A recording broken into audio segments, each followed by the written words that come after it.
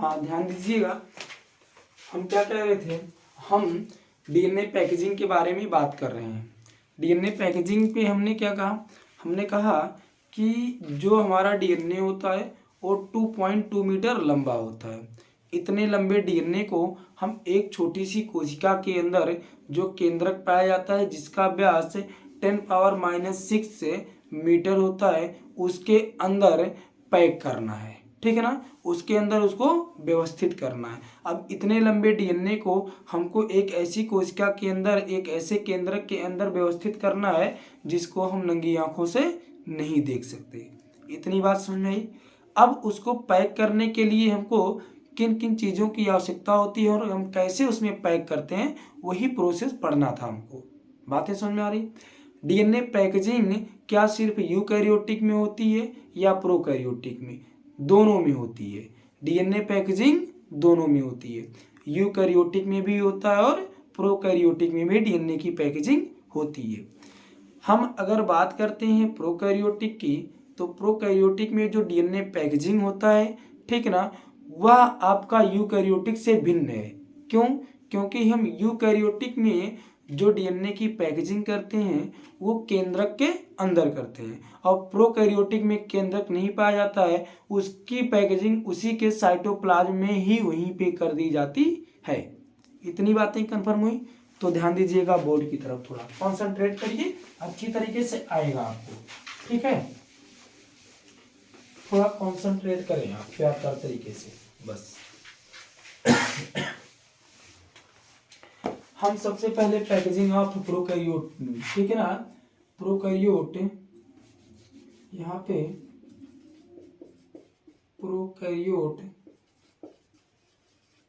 Prokaryotes DNA packaging, prokaryotes में DNA packaging, DNA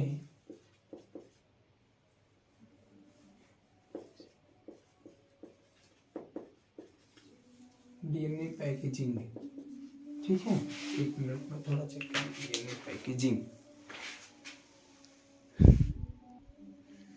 हाँ चलिए ध्यान दीजिए। अब प्रोकैरियोट में डीएनए पैकेजिंग के लिए हमको क्या आवश्यकता होती है? सबसे पहले प्रोकैरियोट में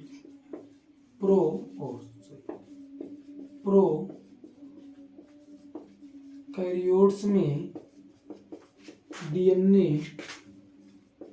पैकेजिंग के लिए पॉली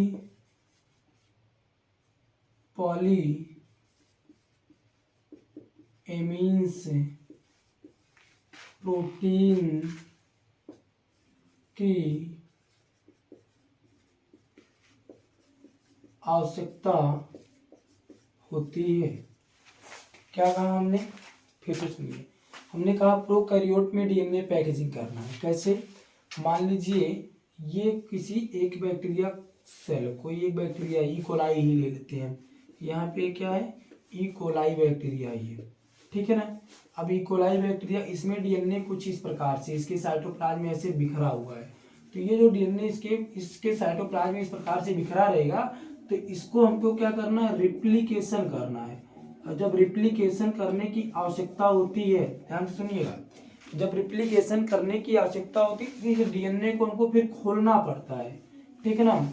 जब हम किसी चीज को व्यवस्थित रखेंगे तभी हम उसको आसानी से खोलेंगे और तभी हम उसका कॉपी नंबर आसानी से बना सकते हैं। तो जब हम डीएनए को व्यवस्थित रखें ही नहीं इसके अंदर, तो इसका कॉपी नंबर कैसे बनाएंगे? समस्या होगी ना। तो इसलिए हम क्या करते हैं कि इसको आसानी से खोल सकें और उसका कॉपी नंबर आसानी से बना सकें और उसका ट्रांसक्रिप्शन, मतलब उससे हम आरएनए का निर्माण कर सकें और प्रोटीन संश्लेषण की क्रिया करवा सकें। तो इसलिए हम क्या करते हैं, इस डीएनए को हम व्यवस्थित करते हैं ताकि आसानी से कॉपी नंबर बन जाए, रिप्लिकेशन की प्रोसेस हो जाए। तो उसके लिए हमको क्या करना पड़ता है, ये जो आपका यहाँ पे इस प्रकार से जो डीएनए दिख रहा है, इसको हमको व्यवस्थित करना है। कैसे व्यवस्थित करना? ये मान लीजिए ये ई कोलाई बैक्टीरिया है और यहाँ पे इस डीएनए को कुछ इस प्रकार से ऐसे व्यवस्थित कर देना है अच्छी तरीके से। इससे ऐसे इसको हमको क्या करना है ये व्यवस्थित कर देना, देखिए बोर्ड की तरफ, ठीक है ना। लेकिन इसके व्यवस्थित के लिए किन किन चीजों की आवश्यकता होती है, तो उसमें सबसे पहले क्या हम देखते हैं, पॉलीएमीन्स एक प्रोटीन होता है। क्या होता है, पॉलीएमीन्स प्रोटीन की आवश्यकता होती है। पॉलीएमीन्स जो प्रोटीन होते हैं, इनकी सहायता से हम प्रोकैरियोट के डीएनए को व्यवस्थित करते हैं। और जब व्यवस्थित कर देंगे, जब ये अपना कॉपी नंबर बढ़ाएगा, कॉपी नंबर जब अपना ये बढ़ाएगा, तो इस डीएनए की हम आसानी से रिप्लिकेशन करवा सकते हैं, या डीएनए आसानी से रिप्लिकेशन की प्रोसेस कर सकता है और ट्रांसक्रिप्शन की भी प्रोसेस कर सकता है। इसलिए हम डीएनए की पैकेजिंग करते हैं, पहली कंडीशन। दूसरी कंडीशन, जो बैक्टीरिया के अंदर डीएनए पाया जा रहा है, इस डीएनए की लंबाई बैक्टीरिया से ज़्यादा होती है। जब किसी चीज़ की लंबाई ज़्यादा हो रही है और उसको इसके अंदर रखना है, तो इसका मतलब उसको हम व्यवस्थित करके रखेंगे, तभी वो उसके अंदर आ सकता है, नहीं तो नहीं आ सकता है। फिर से सुनिए, हमने कहा ये जो डीएनए है, इसकी लंबाई, डीएनए की लंबाई इस बैक्टीरिया से ज़्यादा होती है। जब इस बैक्टीरिया से इसकी लंबाई ज़्यादा होती है, तो इसको व्यवस्थित करना है इस बैक्टीरिया के अंदर, इसलिए इसको हमको क्या करना पड़ता है, पैकेजिंग करना पड़ता है, ताकि आसानी से इस बैक्टीरिया के अंदर आ सके। बातें कन्फर्म हुई, और वो व्यवस्थित तरीके से आ सके, तो इसलिए हम पैकेजिंग की प्रोसेस करते हैं। पहली कंडीशन, हमको पैकेजिंग की आवश्यकता क्यों पड़ी वो हमने जान लिया। पैकेजिंग हमने प्रोकैरियोट में करा, किसकी सहायता से करा, प्रोकैरियोट में हमने डीएनए पैकेजिंग पॉलीएमीन्स प्रोटीन की सहायता से किया। जो ये आपको पूरे साइटोप्लाज्म में बिखरा हुआ डीएनए दिख रहा है, इसको हमने अच्छी तरीके से व्यवस्थित कर दिया पॉलीएमीन्स की सहायता से। और जहां पे ये व्यवस्थित किया है, इस भाग को हम क्या कह देते हैं, न्यूक्लियोइड कहते हैं। इस भाग को हम क्या कह देते हैं, न्यूक्लियोइड कहते हैं, ठीक है ना। ये भाग क्या हो गया, न्यूक्लियोइड हो गया। कौन सा, जहां पे हमने डीएनए को व्यवस्थित रखा है। जैसे हम यूकैरियोटिक में न्यूक्लियस पढ़ते हैं, उसी प्रकार से न्यूक्लियस में डीएनए व्यवस्थित रहता है। उसी प्रकार से प्रोकैरियोट में न्यूक्लियोइड जहां होता है, वहां पे डीएनए व्यवस्थित रहता है, जीनोमिक डीएनए। इतनी बातें कंफर्म हो गई होंगी आपको। अब हम क्या करते हैं, हम यूकैरियोट में डीएनए की पैकेजिंग करते हैं और उसके बारे में देखते हैं। चलिए अब हेडिंग डालेंगे, बस इसमें प्रोकैरियोटिक में इतना ही भैया, इससे ज़्यादा कुछ नहीं है। इसको आप एक बार देख लीजिए अच्छी तरीके से, तुरंत हम आगे चल रहे हैं।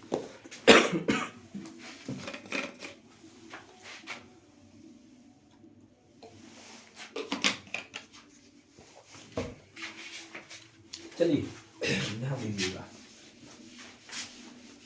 अब हम टॉपिक आपका आगे यूकैरियोट में डीएनए पैकेजिंग। चलिए अब हम यूकैरियोट में डीएनए पैकेजिंग की आवश्यकता क्यों पड़ी, पहले उसके बारे में, क्या आवश्यकता है डीएनए पैकेजिंग की, ठीक है ना।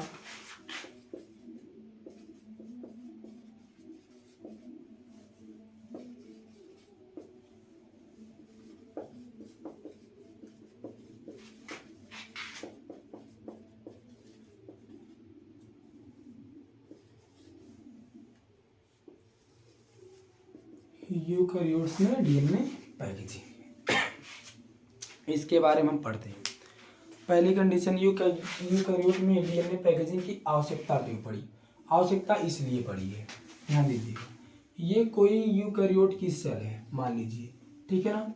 मैं यहाँ पे एक सेल बना रहा हूँ ना आपको, ताकि व्याख्या कराए, रुक जाइए। आप लोगों ने नाम सुना होगा स्पर्म, स्पर्म स्पर्म बहुत नाम सुना होगा। तो ये मान लीजिए ये स्पर्म की कोई एक कोशिका हो गई, ठीक है। ये स्पर्म एक सेल हो गया, ह्यूमन सेल हो गया, ठीक। अब आप जानते होंगे इस स्पर्म के हेड वाले पार्ट में यहाँ पे एक संरचना ऐसी कुछ पाई जाती है, ठीक है, जिसे आप न्यूक्लियस कहते हैं इसका। इसमें क्या होता है, ये डीएनए पाया जाता है, आपको पता होगा। इसके डीएनए की लंबाई कितनी होती है, 1.1 मीटर होती है। इतनी बातें कंफर्म हुई। डीएनए की लंबाई कितनी होती है, 1.1 मीटर होती है, इसके अंदर जो डीएनए पाया जाता है। अब आप जानते हैं इस स्पर्म की पूरी लंबाई कितनी होती है? तो आप जानते होंगे इस स्पर्म की 45 से, ठीक ना, 54 माइक्रोमीटर होती है। ध्यान दीजिएगा, इस स्वयं स्पर्म की लंबाई कितनी होती है? 45 से 54 माइक्रोमीटर होती है। बात समझ में आई? अब आप स्वयं सोचिए कि इस स्पर्म की लंबाई इतनी है और इसके अंदर डीएनए जो है वो 1.1 मीटर लंबा है, तो कैसे व्यवस्थित होगा इसके अंदर?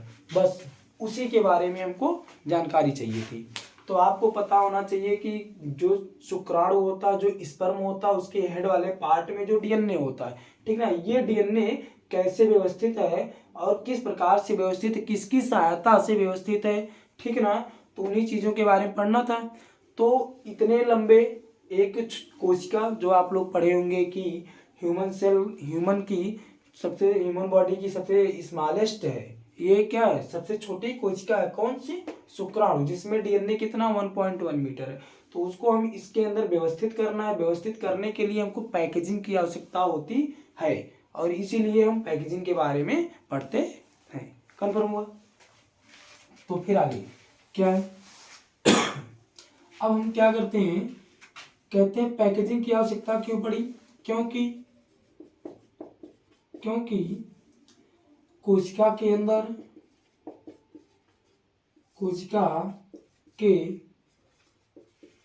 अंदर पाए जाने वाले डीएनए की लंबाई, ठीक ना, 2.2 मीटर होती है। हाँ, एक चीज ध्यान देना आप लोग, यहाँ पे ये जो स्पर्म है ये इसकी प्लॉइडी लेवल n है और जो यहाँ पे मैं लिख रहा हूँ ये प्लॉइडी लेवल 2n रहेगी, ठीक है ना, जिसमें 2.2 मीटर लंबा डीएनए पाया जाएगा, ठीक है ना। तो उसकी प्लॉइडी लेवल कितनी रहेगी? 2n रहेगी, इसको नोट रखना, ठीक है ना। क्या हमने लिखा? क्योंकि कोशिका के अंदर पाए जाने वाले डीएनए की लंबाई 2.2 मीटर होती है, जबकि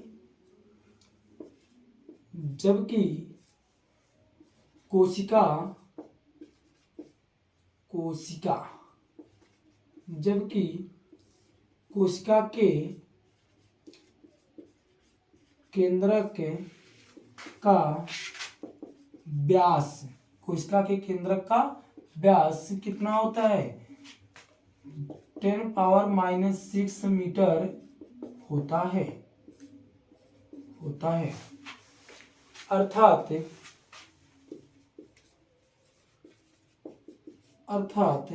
इतने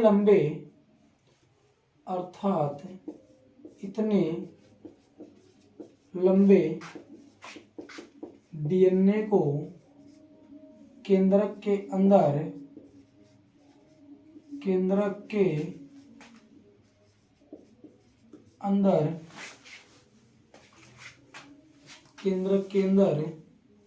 रखने के लिए,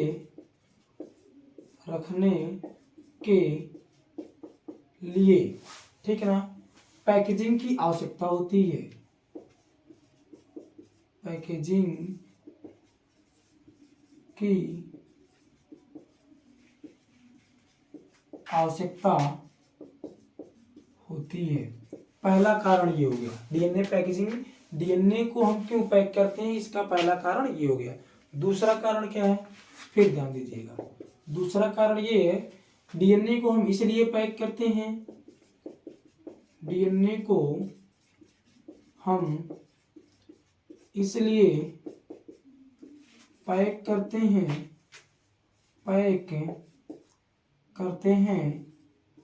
क्योंकि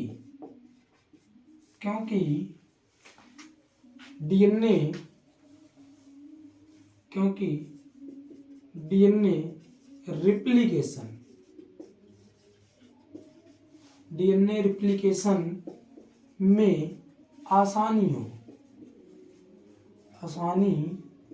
हो। मतलब क्या? ये आसानी है, में आसानी हो।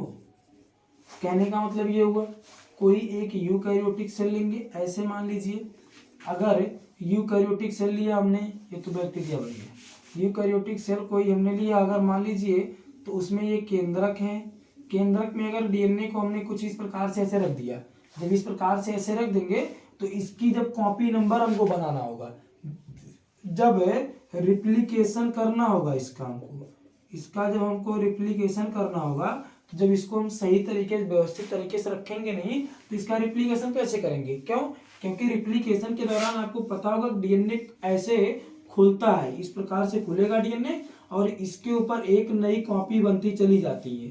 जब इसके ऊपर नई कॉपी बनेगी तो ये डीएनए का इसी को प्रोसेस को हम क्या कहते हैं? रिप्लिकेशन कहते हैं। मतलब ये डीएनए नए डीएनए का निर्माण करेगा, ठीक ना। तो उसके लिए डीएनए को खोलने की आवश्यकता होती है हमको। जब हमको डीएनए को खोलने की आवश्यकता होती है तो जब हम डीएनए अच्छी तरीके से इसमें व्यवस्थित रखेंगे, पैक करके रखेंगे, तभी हम आसानी से डीएनए को खोल सकते हैं। बात समझ में आई? इसलिए डीएनए पैकेजिंग की आवश्यकता हमको है। अगर हमको डीएनए की कॉपी नहीं करना है, डीएनए से रिप्लिकेशन की प्रोसेस नहीं करवानी है, ठीक है ना, डीएनए से ट्रांसक्रिप्शन की प्रोसेस नहीं करवानी है, कोई बात नहीं, चाहे जैसे रख दीजिए, चाहे जैसे कोड़े की तरह फेंक दीजिए, ठीक है। लेकिन यहाँ पे ये प्रोसेस करवाना अनिवार्य है। तो हमने क्या कहा? हमने कहा डीएनए को हम इसीलिए पैक करते हैं क्योंकि डीएनए रिप्लिकेशन में आसानी होती है तथा ट्रांसक्रिप्शन में भी आसानी होगी, ठीक है ना, में भी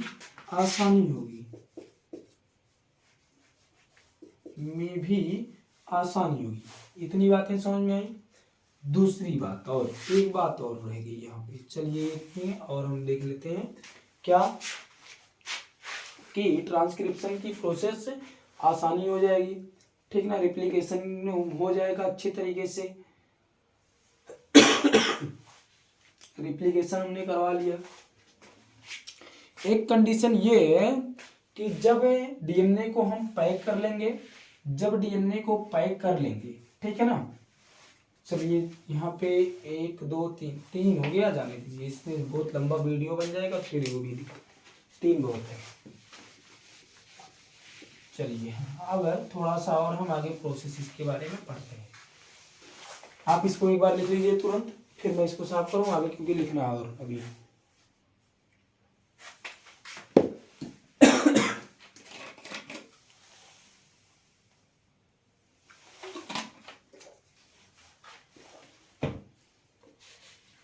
हाँ अब साफ कर रहे हैं।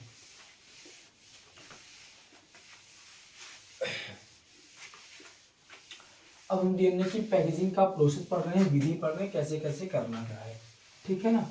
तो क्या होता है, चलिए ध्यान से सुनिएगा। डीएनए पैकेजिंग के लिए किन किन चीज़ों की आवश्यकता होती है? पहला क्या होगा? हिस्टोन प्रोटीन की आवश्यकता होगी। किन किन चीज़ों की आवश्यकता होती है? हिस्टोन प्रोटीन की। हिस्टोन प्रोटीन कितने प्रकार के होते हैं? 5 प्रकार के होते हैं। हिस्टोन प्रोटीन भैया कितने प्रकार के? 5 प्रकार के। कौन कौन से? नंबर 1 H2A, नंबर 2, ठीक ना, मैं कॉमा करके इसे लिख दे रहा हूँ, H2B, फिर कॉमा H3, फिर H4, लास्ट में हम किसको लिख दे रहे हैं? H1 को। देखिए 1 2 3 4 5, मतलब हिस्टोन प्रोटीन कितनी हुई? 5 प्रकार की हुई।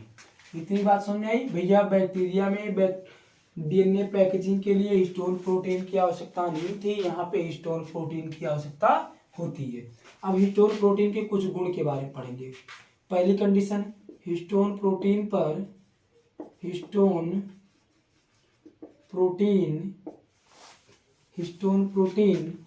पर पॉजिटिव चार्ज पाया जाता है। कौन सा चार्ज पाया जाता है? पॉजिटिव चार्ज पाया जाता है। पॉजिटिव चार्ज पाया जाता है। कारण उसका स्पष्ट हम यहाँ करेंगे। फिर स्टार बनाइए, लिखिए अच्छी तरीके से।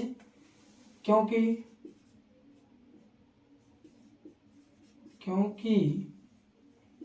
इसमें आर्जिनिन,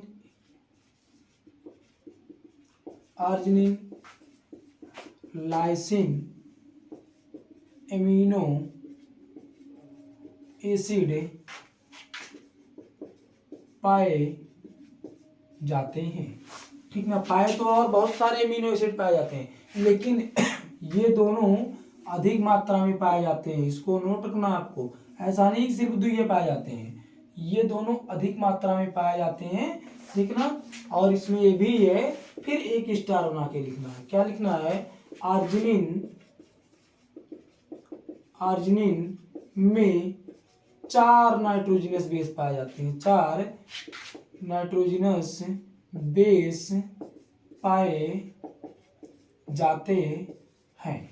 ठीक है ना, इसलिए हिस्टोन प्रोटीन क्या हो जाती है? इसलिए हिस्टोन प्रोटीन पे पॉजिटिव चार्ज आ जाता है। फिर उसके बाद क्या लिखना है? हिस्टोन प्रोटीन ऑक्टामर बनाती हैं। सभी हिस्टोन प्रोटीन, सभी को H1 को छोड़ के, ठीक ना, H2A, H2B, H3, H4 histone protein octamer बनाती हैं। ऑक्टामर बनाती हैं। अब आपसे पूछा जाएगा कि ऑक्टामर क्या होता है, ये आपसे पूछा जाएगा, तो सुनिए, इधर ध्यान दीजिएगा। ये क्या होता है कि ये मान लीजिए एक हिस्टोन प्रोटीन कौन है? H2A है। यहीं पे ऐसे दूसरी लगी रहेगी, ये कौन सी रहेगी? H2B रहेगी। फिर यहीं पे इसके पीछे आपको एक लगी ऐसे रहेगी, ठीक ना, जो क्या होगी? H2B होगी। फिर यहाँ पे ऐसे लगी रहेगी, वो कौन सी होगी? H2, ठीक ना, A होगी। मतलब क्या होगा कि ये कितनी हो गई? 4 हो गई। इसी प्रकार से 4 और रहेंगे, टोटल कितने हो जाएंगे? 8 हो जाएंगे। जब ये 8 ऐसे लग जाएंगे तो इन्हीं को हम क्या कहते हैं? ऑक्टामर कहते हैं। इन्हीं को हम भैया क्या कहेंगे? ऐसे कुछ इस प्रकार से संरचना बन जाएगी। जब इस प्रकार से संरचना बनेगी तो ये जो संरचना बन रही है, इसी को हम क्या कहते हैं? ऑक्टामर कहते हैं। तो ये क्या हो गया? ये हिस्टोन प्रोटीन का ऑक्टामर है, जिसपे कौन सा चार्ज पाया जा रहा है? पॉजिटिव चार्ज पाया जा रहा है। इतनी बातें कंफर्म हुई। ठीक, फिर यहीं पे सारी चीजें बना ले जाइएगा अपने हिसाब से, ठीक है ना, अच्छी तरीके से। मैं सारी चीजों को बता रहा हूँ, कुछ छूट नहीं रहा है, इसको ध्यान रखिएगा। फिर इसी में क्या कहेंगे? हिस्टोन प्रोटीन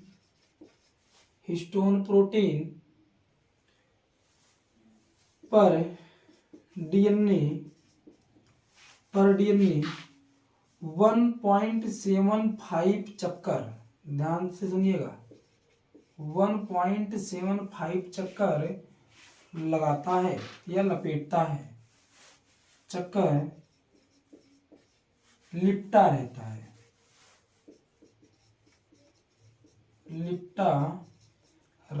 है, ठीक है ना। कहने का मतलब क्या हुआ? अब सुनिएगा, ये क्या है? एक हिस्टोन प्रोटीन है ये, ठीक है ना, एक हिस्टोन प्रोटीन है। इस पे क्या होगा? ऐसे इसके वायर से समझते हैं। ये क्या है?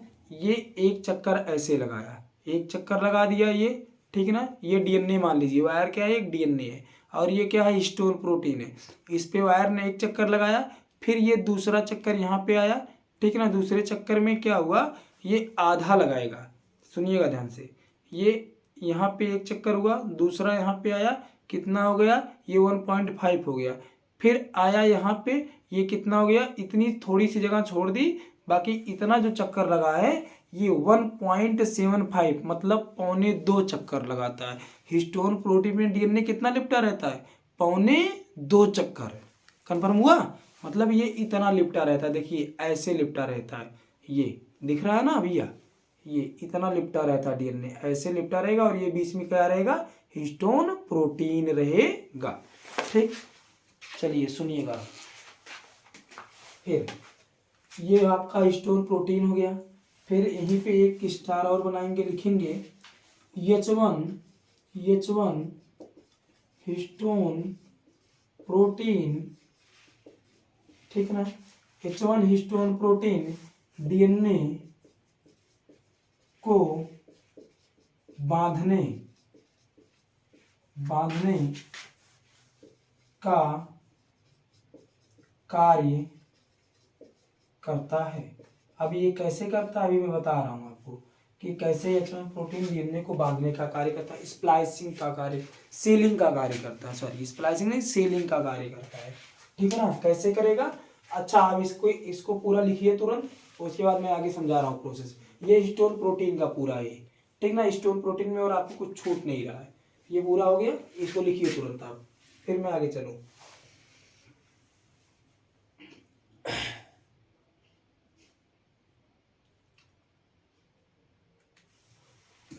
हो गया।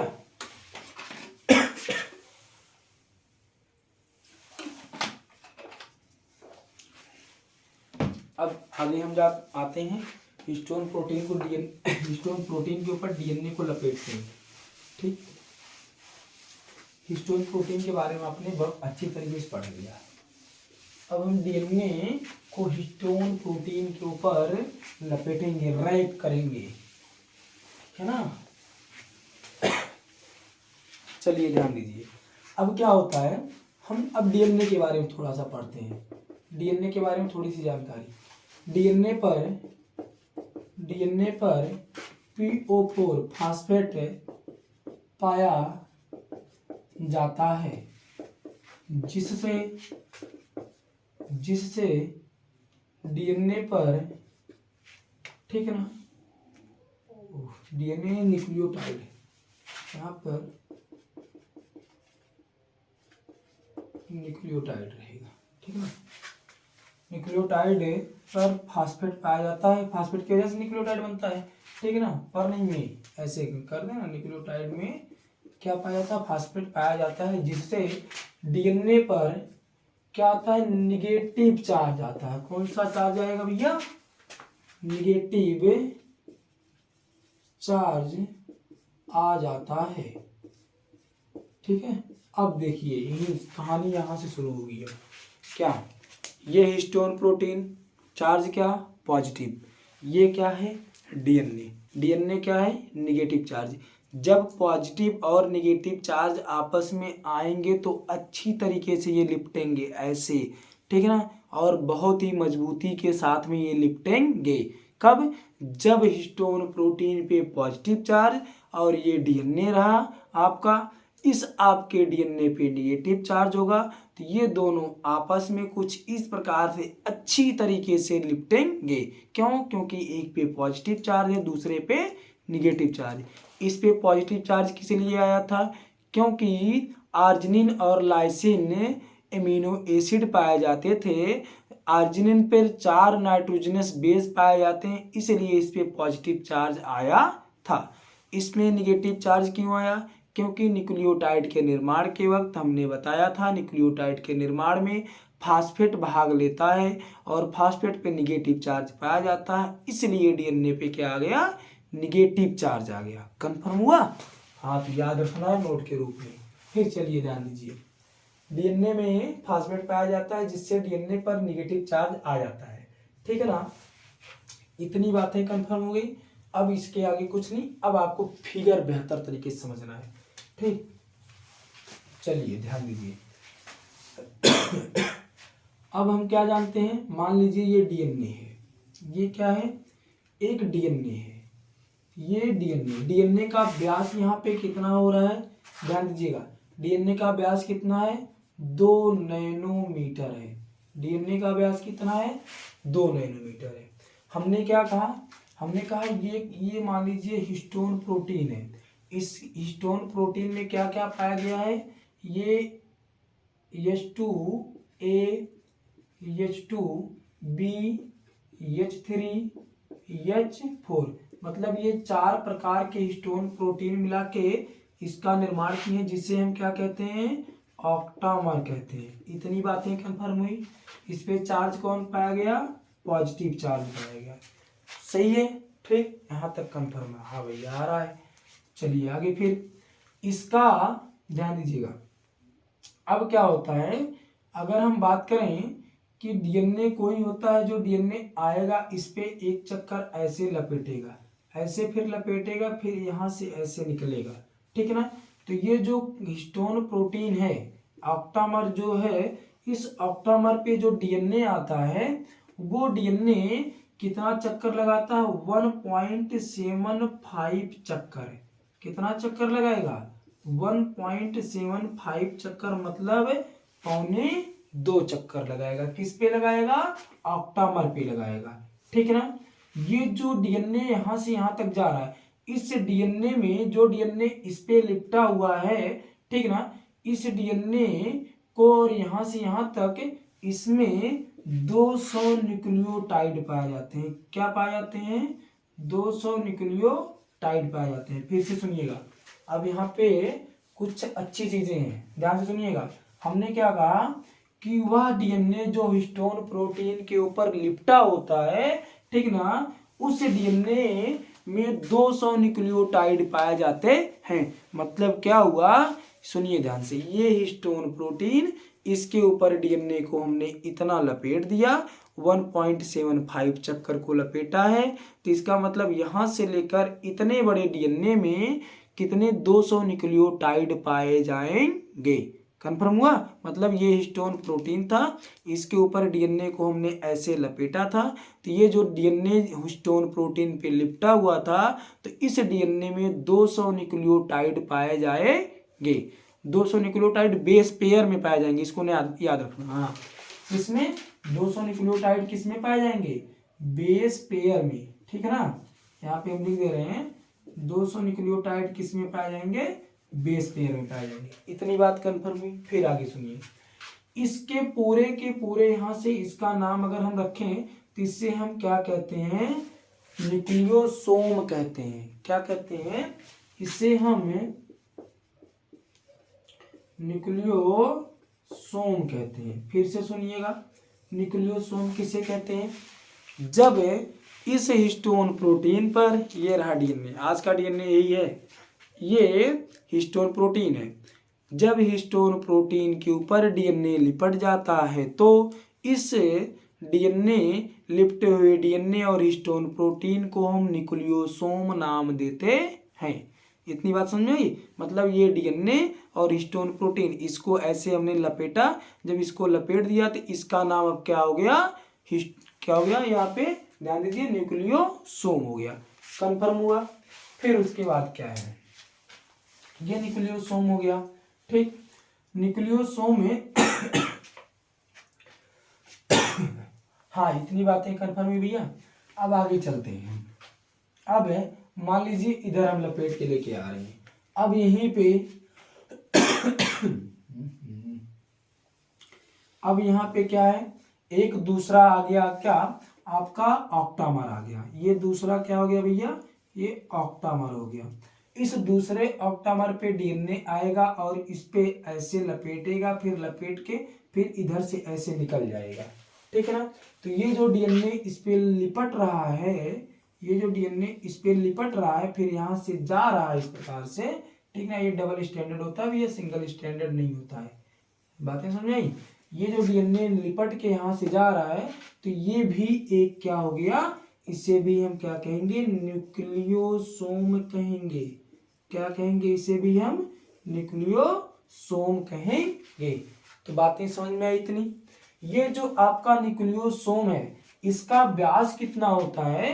अगर इसके बारे में बात करें तो यहां से लेकर, ध्यान दीजिएगा, इसका व्यास जो होगा वो यहां से लेकर यहां तक कितना होता है? 10 नैनोमीटर होता है। इतनी बातें कंफर्म हुई? चलिए, अच्छी बात है, गौर से सुनिएगा। हमने कहा था हिस्टोन प्रोटीन 5 प्रकार की, हमने 4 तो यूज किया, अभी एक 2 बच रही है। जो बच रही है उसको यहाँ पे लगाना है। कहाँ पे लगाना है? फिर से डीएनए को लेके आते हैं हम। ये डीएनए, ये रहा हिस्टोन प्रोटीन, इसके ऊपर डीएनए को लपेटेंगे। ऐसे जब लपेट देंगे डीएनए को, तो ये देखिए डीएनए, ये डीएनए ऐसे जो लपेटा हमने है, ठीक है ना, ये डीएनए जो ऐसे हमने इसके ऊपर रैप किया है, तो ये डीएनए खुल ना जाए, मतलब ऐसे ये खुल ना जाए, उसके लिए क्या करते हैं? यहाँ पे हम एक हिस्टोन प्रोटीन को ला के रखेंगे। ठीक है ना। इसको क्या करेंगे हम?